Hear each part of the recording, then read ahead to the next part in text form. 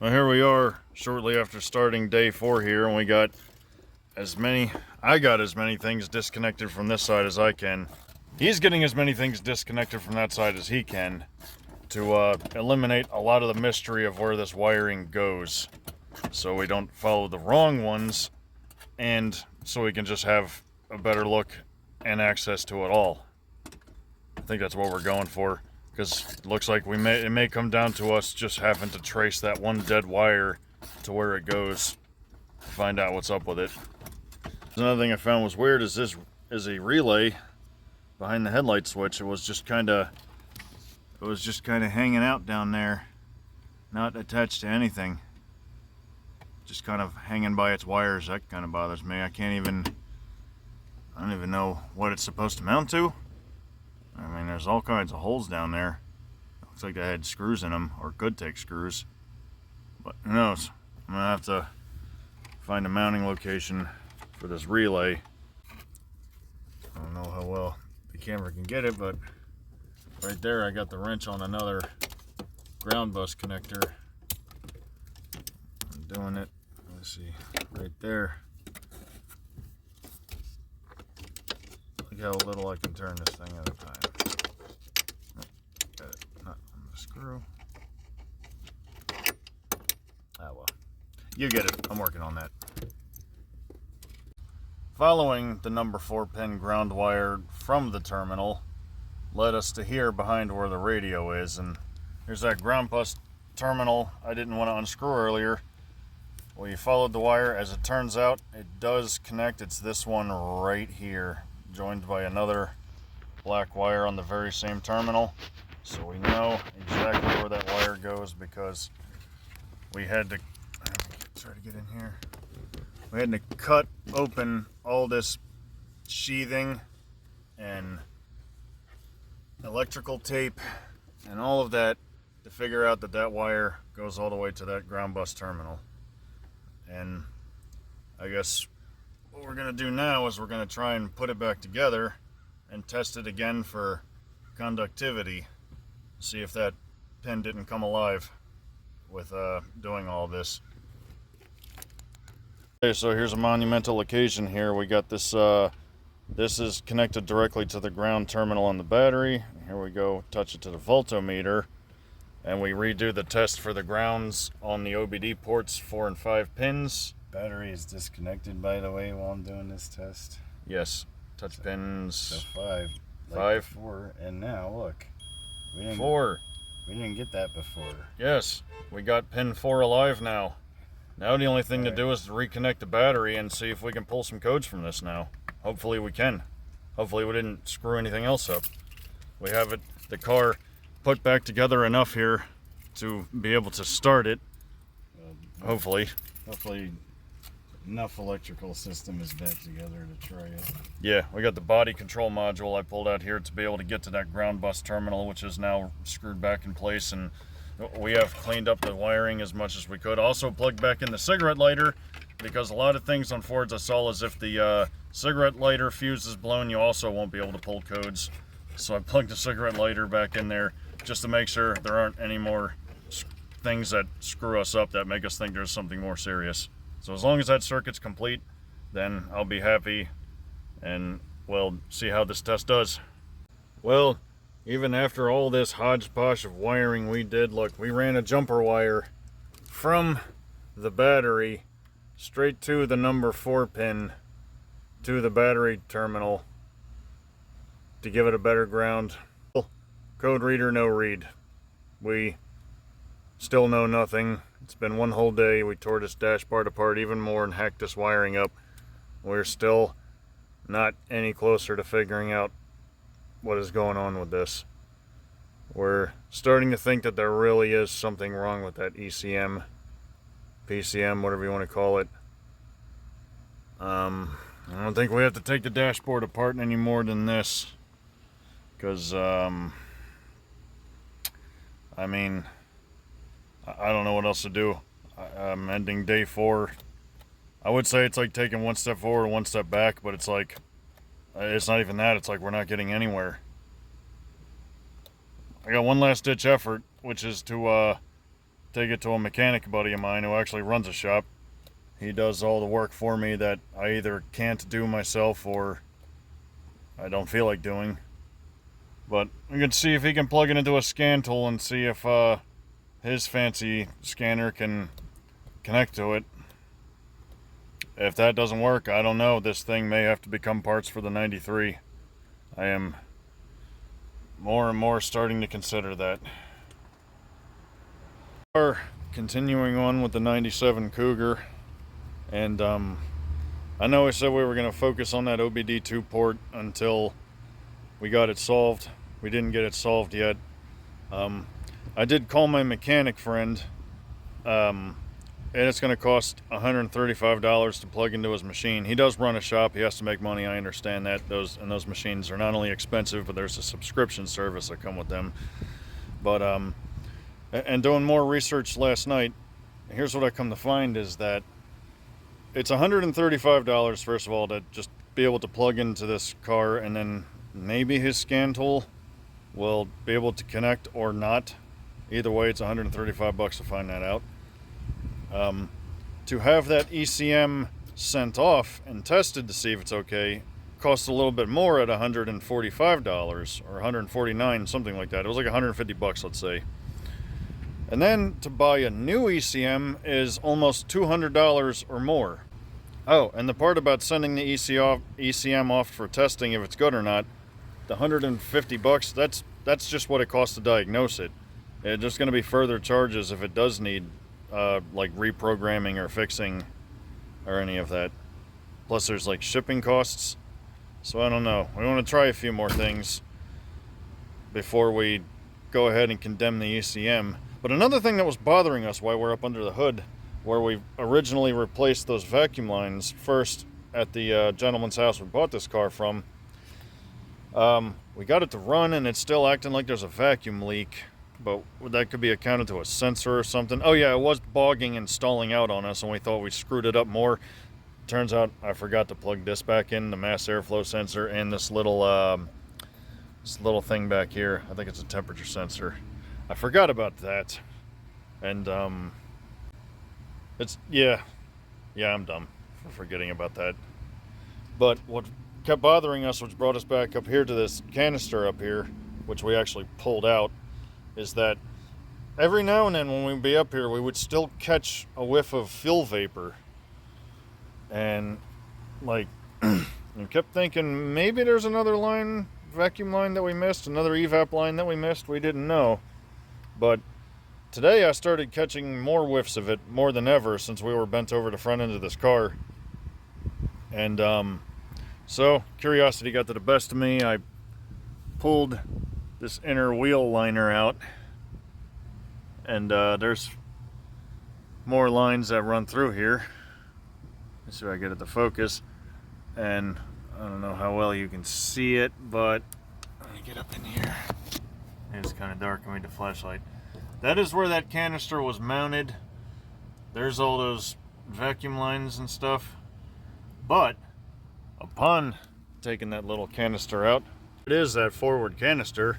We found, this little rubber elbow is completely rotten and cracked up, and surely it's not doing its job anymore. Yeah, that's not good. Despite that fact, it was kind of hard to pull it off here, but we did just remove this from there, which made it a lot easier. I don't think there's anything wrong with the charcoal canister. I mean, it's just a canister of charcoal. There's not really much that goes on with it. We went to the local parts store and found a little bit of this fuel line hose, which hopefully, yep, it's a nice tight fit over that. And the reason we got so much of it to replace this little elbow is because not only do they sell it by the foot and no less, but upon following this vacuum line, the plastic vacuum line that little elbow is attached to, here it is right here. Luckily that has some flexibility to it.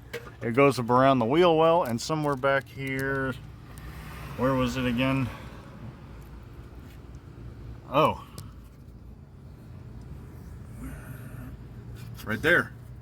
Look at that. Another rotted little rubber line. Another potential vacuum leak. Either way, we got to replace it. There's not too much light glare, but there's the canister back in place. I've affixed all the lines. There's the plastic line attached to the new tube up top. Reattached the evap valve over there. Purge valve, I mean. Now, I've got to come around back here to replace this line. As you can see, I cut it to make it easier. And let me get the camera back out.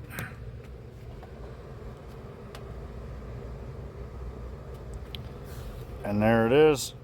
Cut it off the metal line. There's metal and it just comes off, and look how pliable this plastic is. I can just pull it all the way out, measure this thing, stick it on, and then shove it back up in there. Isn't that convenient? Line off, got the new rubber line cut, and just put a little dab of silicone grease on each end. Will help everything slide together nice and easier, because they want like 1.5 inches of this thing slid on here. Yeah, so just really get it on. Yeah, all the way up to there's a little bulge in the plastic. Got it up there. Now I need to slide it on that metal line up in there.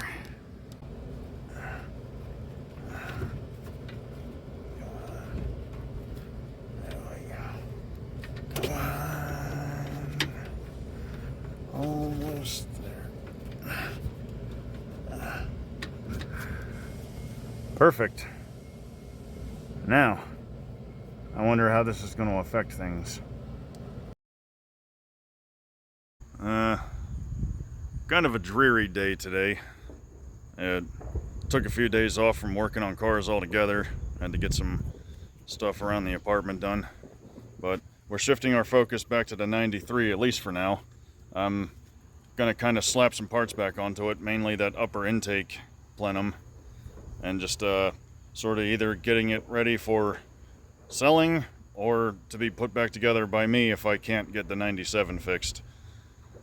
So I'm going to start by putting that upper plenum on. Like I said, I'm going to reassemble the belt drive, put the air box back together. Battery can stay out of it for now. And the drive shaft loops I'm going to put back on. I'm not going to bother with putting the gas tank back in yet, because still waiting on fuel hoses for that. And if I end up sticking with the 97, then I might just take that clean gas tank and put it in that one. But for now, I'll just leave it out because that's all still up in the air. So, let me get started on this. I'm not putting the exhaust manifolds back on it either, for 2 reasons, and I'll show you the reasons. This is the left or driver's side exhaust manifold, and I don't know how well the camera can get that, but there's the oxygen sensor port. It had to be torched to get the oxygen sensor out, and it kind of pulled the threads out with it, and you can see, focus, those are some dirty threads, so you got to run a tap and die through that to clean those threads up. And here we have the right side or passenger side exhaust manifold, and it has this hole back here for that EGR tube that is now unobtainium for this car.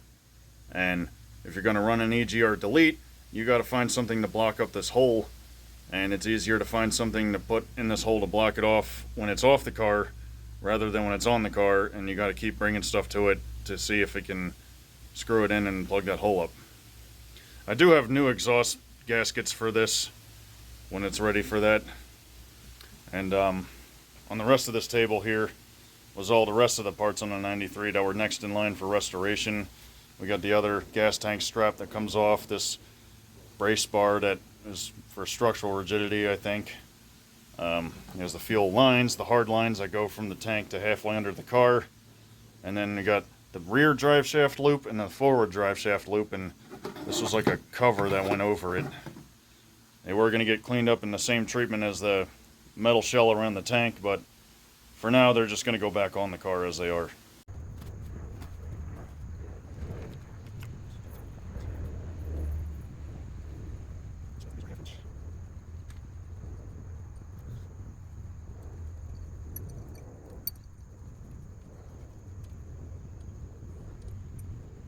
Right there. This test first.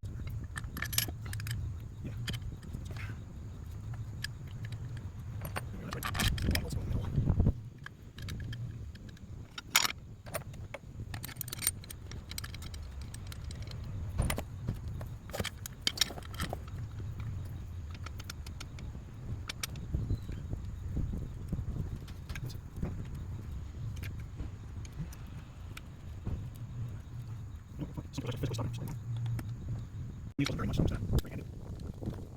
It's like 20 less. Very light. That'd be good.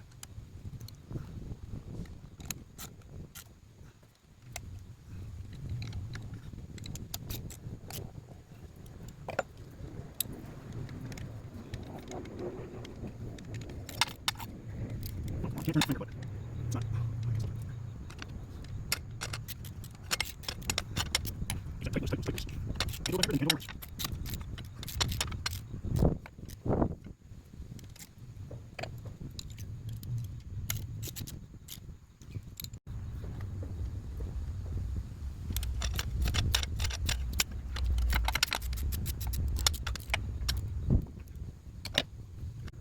The thing about this top plate that hides these two bolts is I guess the screw got stripped here one time and it looks like someone tried to drill it out. This is before I had the car, but it's still got the one screw, and I guess they made it enough to hinge to be able to get to those two metal bolts there. It works, so I'm not really gonna mess with it.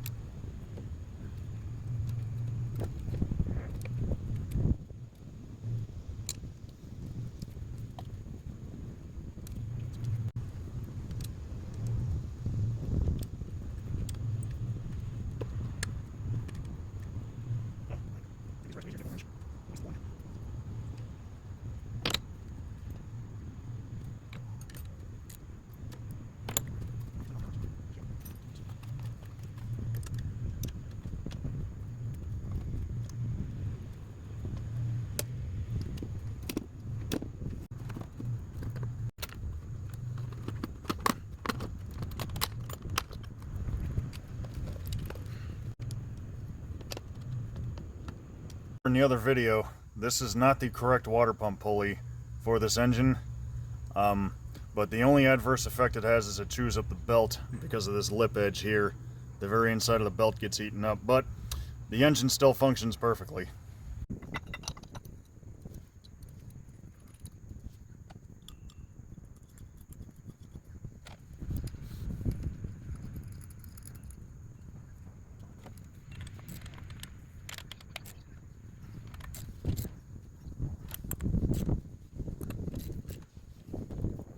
See how chewed up that belt is on the inside? That's what that pulley did. This belt has been lasting like over a year now like this. I have a replacement, but I'm just going to keep going with this as long as it lasts, because the replacement's just going to get chewed up as long as that wrong pulley is on there.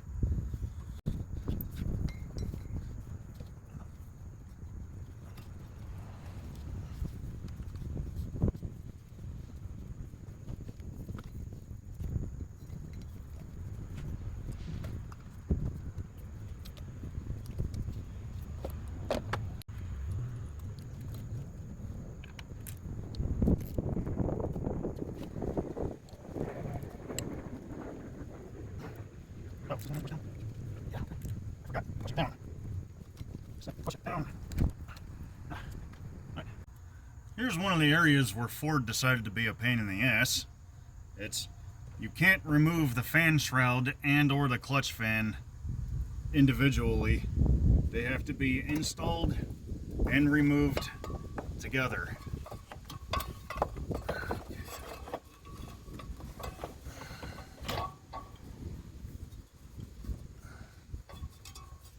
Get the threads on the fan started. That's really easy to do when you have to worry about the shroud being in the way too. Okay. And also not trying to bang the fan into the radiator. Just try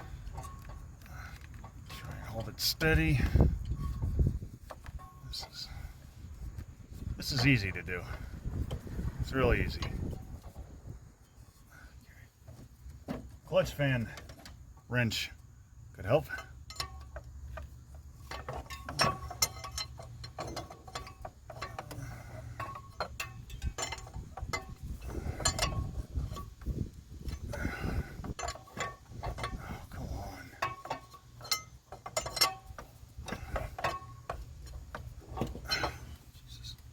working.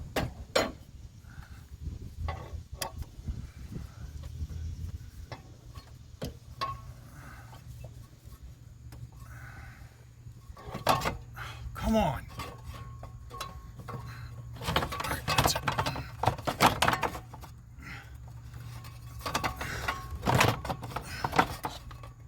So the fan is threaded on now.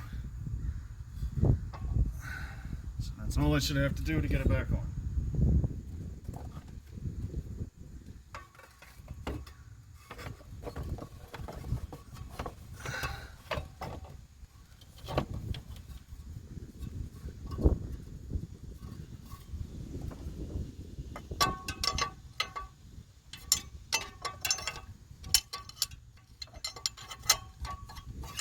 Of course, it didn't work.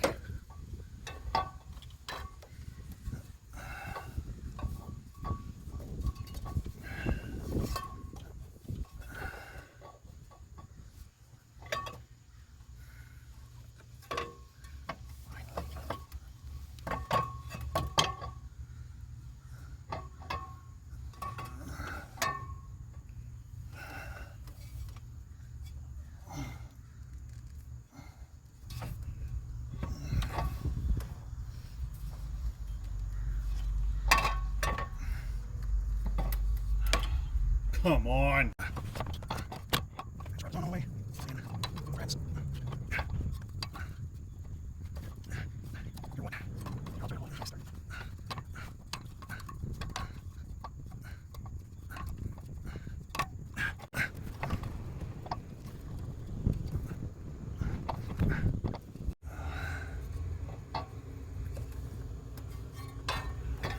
Forever just straining my fingers and my back. Bent over this thing. It will not thread. Oh. Oh. Ah! Finally! I don't know if you can see it. Have a look. It finally went on. After like 20 minutes of struggling this thing, just spinning it on the stud, it finally caught. Oh my god. This is... I like to meet whoever at Ford decided it had to be like this. Really just give them a piece of my mind. Alright. So there it is, clutch fan back on. And I don't know how well you can see it. It's right there in the middle of the screen. But I don't know if I mentioned this, but the one reason why that's not the correct water pump pulley is because we had to replace that water pump a couple of years back. I had to buy a clutch fan tool, clutch fan wrench right here. The fact that it's really flat makes it useful as a clutch fan wrench. But everything you read online about Ford clutch fans will tell you that they're all reverse threaded. And even when I bought the tool, it tells you Ford clutch fans are reverse threaded. And when we got this apart trying to get that clutch fan out, we were turning it in the direction that would be reverse thread of loosening it from everything we read on the internet, and we could not loosen it, to the point where my brother held the pulley itself with a chain clamp, and I took the wrench and I tried, again, reverse threading it off, and it didn't. I ended up bending that water pump pulley and ruining it. And then I did find this replacement that sort of works.